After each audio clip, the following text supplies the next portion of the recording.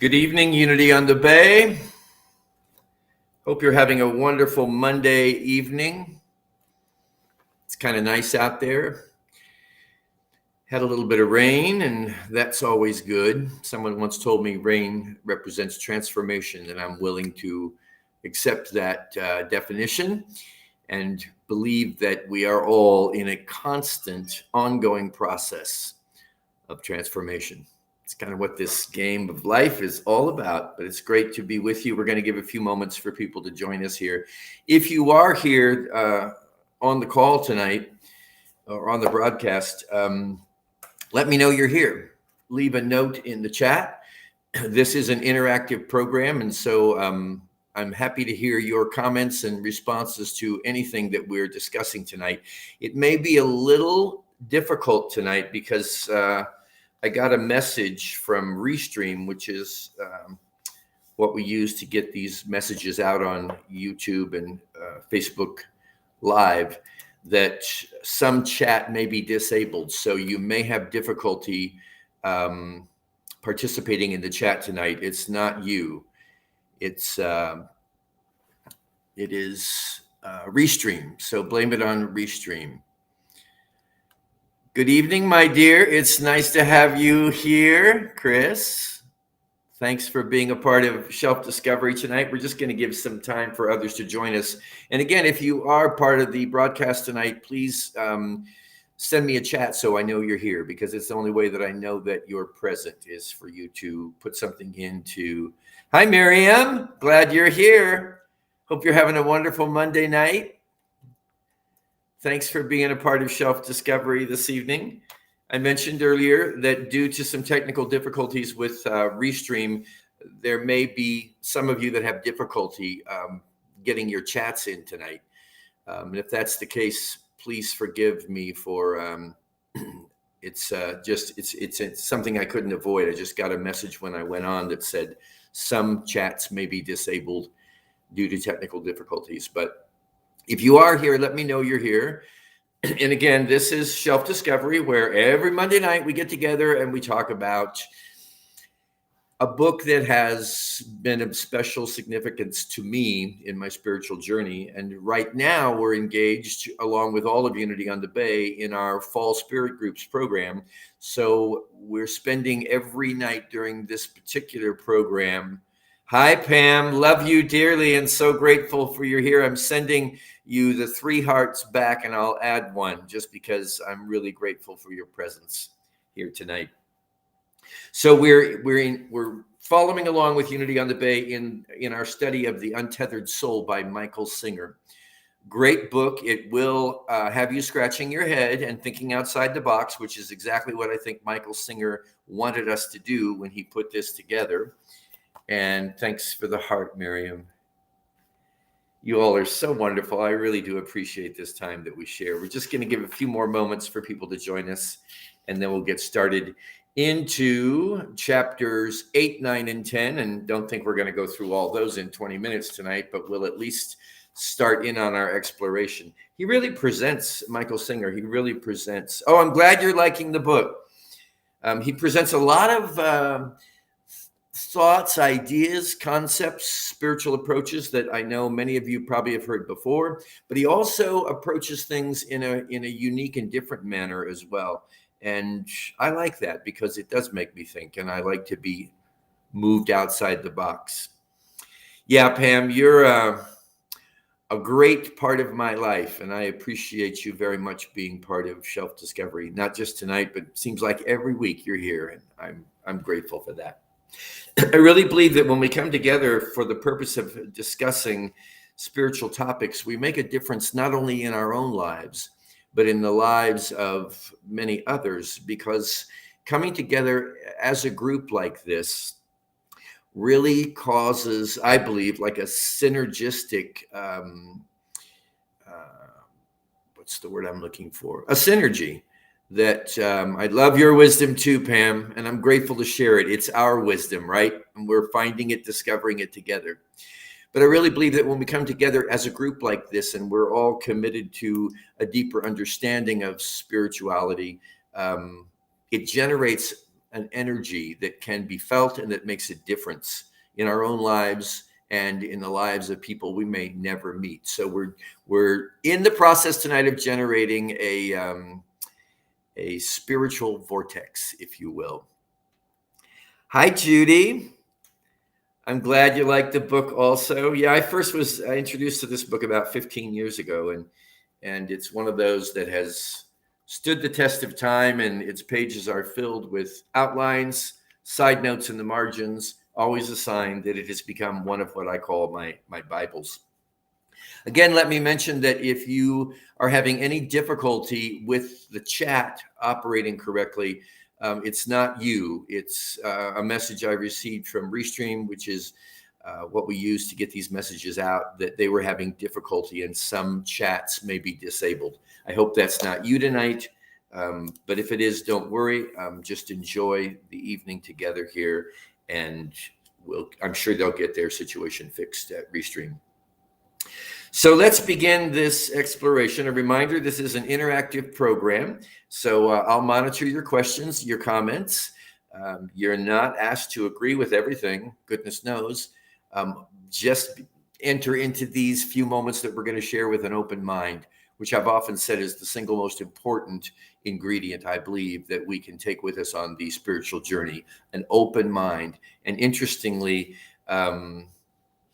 Michael Singer has a little bit to say about that. So let's begin our exploration here. I'm on chapter 8, and it's page 71.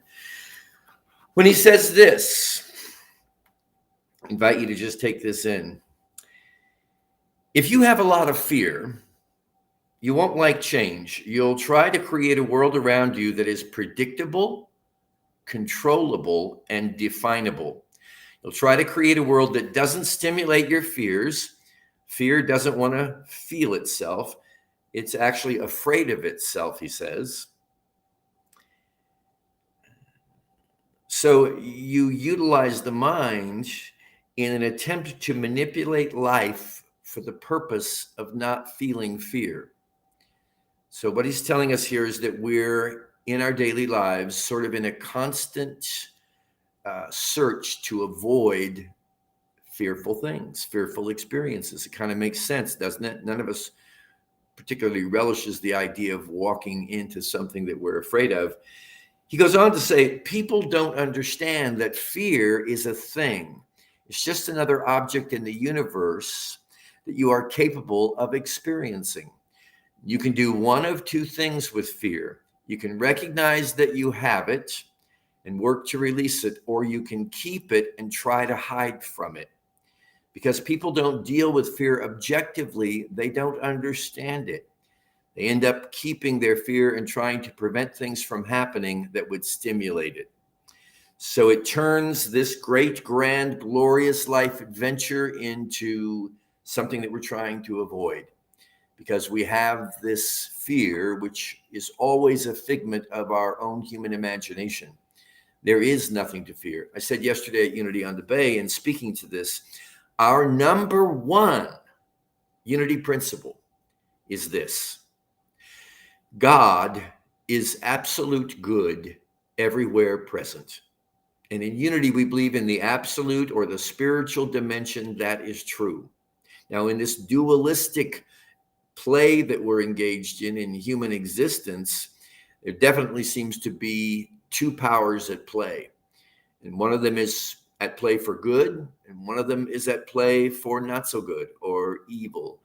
One of them is here to support us, and one of them is here to work against us. This is so deeply ingrained in our humanness, if you will, and in our conditioned programming from the time we first arrive on the planet, that it's difficult to really, I'll often say to people, do you really believe in the unity way of life? And they'll say, of course I do. I have for years. And then I'll say, do you really believe that there is only one power? It is absolute good, and it is everywhere present. Now, if something is everywhere present, my dear beloved friends, then it means that's all there is, because it's everywhere present. Even in the experiences of life that we may be most afraid of, from a spiritual perspective, it is always and only God at work. And we can't pretend to understand that because it's really beyond, I think, our ability to comprehend. But it remains true nonetheless. From a spiritual perspective, in my opinion, which you're welcome to take or leave as always, and certainly from a unity perspective, it's a really brave and bold statement to say there are not two powers at play here. There's only one power. It's God. It's good. And if I'm experiencing something that seems other than that one presence, one power, and one goodness, it is because I have created some kind of mental construct to which I have identified with. And that's where things seem to go awry. We've taken an idea, an experience, an object that Michael Singer is calling fear, and we've made it real in our lives. And for most of us, myself included, we continue to try to make it real in our lives by virtue of the focus or the attention that we are placing on that which we perceive to be that is fearful. What this means is that the moment that we come across a fearful thought, and goodness knows there's no lack of them. Thank you, Chris. Yeah, don't feed the fear. You read my sign yesterday. I have it right over here next to me. I should go grab it, but it's like a street sign. It's like you'd see in a parking lot, but instead of saying don't park here or something, it says please don't feed the fears. And the way that we feed those fears, as I mentioned yesterday, is by giving them our energy, giving them our attention, treating them as though they were real, because they certainly do seem real when they're right in your face, don't they? And certainly as we look out on the world today, we see situations in the human scene that how could we respond with anything but fear? And what Michael Singer is giving us is a recipe, very simple recipe, by essentially telling us not to resist fear, but to relax in the presence of fear. And through that relaxation and the complete release of any resistance we may be having toward that which we are experiencing the fear about, it's through the relaxation, it's through the non-resistance that whatever it is that we're afraid of just washes through us and passes through us and always creates the avenue through which we're able to move into a deeper realization of ourselves as spiritual beings. Anyone that has ever, will say, faced fear in their life, and that's just about all of us, have faced it, but have we really faced it head on, looked it right in the eye, and through our own personal attempts to relax, to release, to trust, we find that the fear dissipates, the fearful image or object dissipates, and we're able to make our way through it. And so often we don't do that. What Michael's talking about here is that we have this mindset that tells us to not acknowledge fear. And when we don't acknowledge it, we miss an opportunity, because fear is always showing us something within our own consciousness that is seeking to stand in the way of our complete and total experience of divine life. Let's move on here just a little bit. So essentially, he's telling us to become aware of when we might be trying to avoid things that would stimulate fear in us. And he goes on to say, you can recognize fear and work to release it, or you can keep it and try to hide from it. Because people don't deal with fear objectively. They go through life attempting to create safety and control by defining how they need life to be in order to be okay. And that is how this world becomes frightening. And it does become frightening indeed. He's talking about how we, hi Rose, we love you too. All of us at Unity on the Bay. Thank you for being here tonight.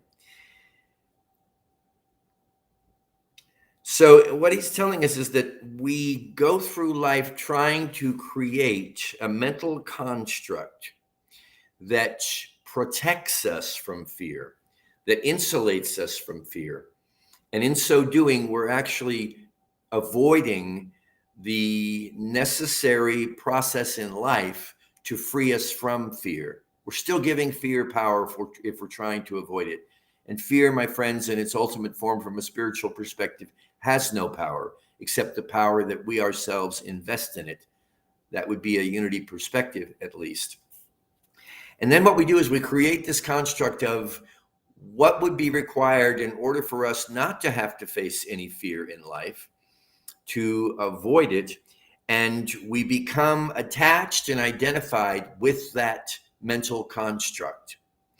And the challenge with that is that in order for the mental construct to maintain its integrity with us, we have to insist that it be adopted or conformed to not only by ourselves, but by everybody else that's a part of our experience. So now we get a hold of this model, this idea of here's how life ought to be. Here's how my life ought to be. Here's how your life ought to be. And that's a real big one that we enjoy.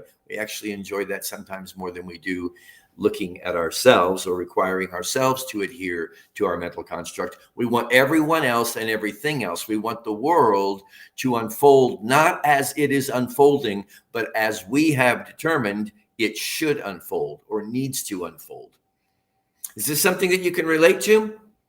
Just the creation of a mental construct that we can hold ourselves to and others to. And as long as everyone cooperates and adheres to that mental construct, we are going to be protected from fear. But what that means is we're spending our entire life developing this construct as a means of defending ourselves or protecting ourselves. And it becomes crucial then to hold it up, to become upset when other people don't cooperate with our idea of the best way things need to be. And that is a definite invitation to fear, further fear, more fear, to inhibition, to not really being true to our own spiritual nature, and even the spiritual nature of those people who occupy time and space in our experience. So he's talking about this idea that I'm going to create something, a plan, if you will, as to how we can move through this life fearlessly. I just need everybody and everything to cooperate with it. And interestingly enough, even in the unlikely chance that everybody and everything would cooperate with it, it's not going to dissipate the level of fear. The fear is still there. It's just hidden, and we're not willing to look at it. We don't want to look at it. And it's only by looking at fear that we can recognize it to be the powerless experience in life that it is. And we can allow the fear to move through us, to pass through us. And in that sort of initiation, of opening the door of that which we seem to be afraid of and allowing ourselves to move outside of this strict mental construct that we've created, we start to open up to the spontaneity of life. And this is just something I'm putting in my own words, not necessarily from Michael Singer, to the spontaneity of life. And life is spontaneous, if you haven't noticed. It's relatively unpredictable and it cannot be controlled. I had a quote here that I was in particular wanting to mention. His position is that this is the root of all suffering, to create a mental construct and an idyllic mental construct in our own thought system, hold everyone else accountable to us, to say, in other words, to be fearless and to live the life I want to live. This is how it needs to be. And then demand that everyone cooperate with it and experience continued suffering, because there's always this mental construct and then there's what's happening. And there's always the desire, conscious or unconscious, for us to get everything to cooperate with our idea of the way things need to be. And that creates a stress, a tension, a divide that doesn't have to be there if we're able to relax, if we're able to experience fear, let it move through us, and then rise above it. Realizing, and this is the big one for me, realizing that I do not know what needs to be. I do not know what needs to be. and that the mental construct or the egoic nature that I've created doesn't know what needs to be, most certainly either, but we have given it that assignment nonetheless. And we've sort of I think it's Course in Miracles that says we're actually, and I won't get the verbiage totally correct here, but that we're actually trying to outdo God or usurp God. We're trying to be the totality of God by coming up with this prescription that works for everyone without fail. He goes on to say, how did we, and this is interesting, I think. Let me know what you think about this. Feel free to chime in. I know some of you may be having difficulty with the chat tonight, but if you can, let me know your thoughts on this.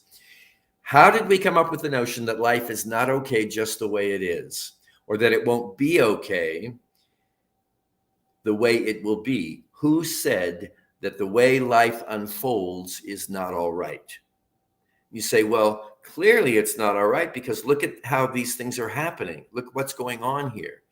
Again, that is comparing our day-to-day experience and life on this planet with this mental construct that we've created in order to protect ourselves from the experience of fear.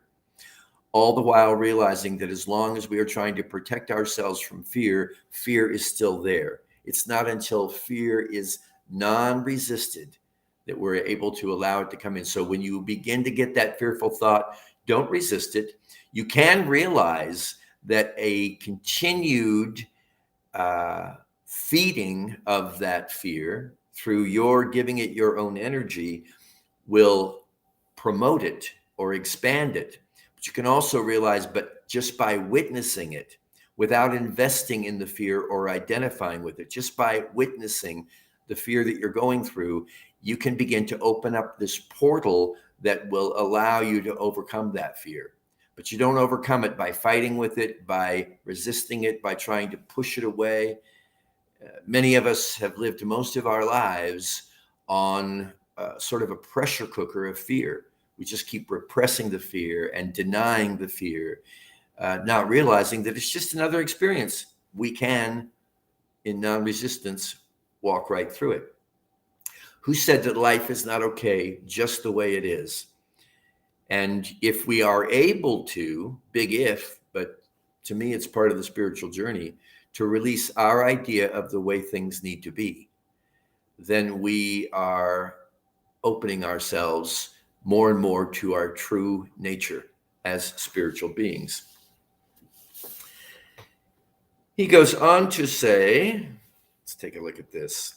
If you mistreat, and I love this, I used this yesterday at Unity on the Bay because it really spoke to me. If you mistreat an animal, it becomes afraid. This is what has happened, he says, to your psyche. You have mistreated it by giving it a responsibility that is incomprehensible. That's a strong word, incomprehensible. Just stop for a moment and see what you have given your mind to do. Now, listen to this list that's from Untethered Soul in Michael Singer's words. You've made these requests of your mind. You've said, I want everybody to like me. I don't want anybody to speak badly of me. I don't want anything to be outside of what is pleasing and acceptable to anybody. I don't want anyone to hurt me. I don't want anything to happen to me that I don't like. I want everything to happen that I do like. Those are the assignments that we've given to our mind. And Singer is saying, this is an incomprehensible, impossible, and unnecessary task. See, this all comes from the idea of separation, that we have mentally sought to separate ourselves from this one presence, this one power that has everything unfolding exactly as it needs to unfold, which does not mean that it's always going to unfold the way we want it to which I would say, thank God for that. Because looking back over my life, if everything unfolded in the moments that I have lived, just according to my own personal prescription or my mental construct, it would have been a really rough experience. I've learned that sometimes, if not often, those experiences that I am least interested in experiencing are the gateways that liberate my soul. And life's greatest challenges become life's greatest opportunities when we're able to see it that way. So we put all this on the mind. This is what I want. And then we said, now mind, figure out how to make every one of these things a reality, even if you have to think about it day and night. That's the assignment that we've given to our minds, to make these experiences, everything, go in ways that are pleasing and comfortable and easy for us. And of course, if you've been on the planet very long, you realize it doesn't happen that way. But the mind accepted the assignment from us and said, I'm on the job. I will work on it constantly. So we have this mind that is constantly trying to make everything work out in a way that will be easy and comfortable for us, that will constantly have all circumstances, situations, individuals, commentaries we receive from other individuals about ourselves or life. It's not helpful. It's truly not helpful. So I could go on and on tonight, my friends, with this amazing book, and I have spent a lot of time exploring it, and will continue to do so over the next few weeks. And would love to have you be a part of our Sunday experiences at Unity on the Bay. You can watch them online if you're not available to be attending in person, because we're going through this collectively as a spiritual community. And as I said when I opened this evening's program, there's power in that.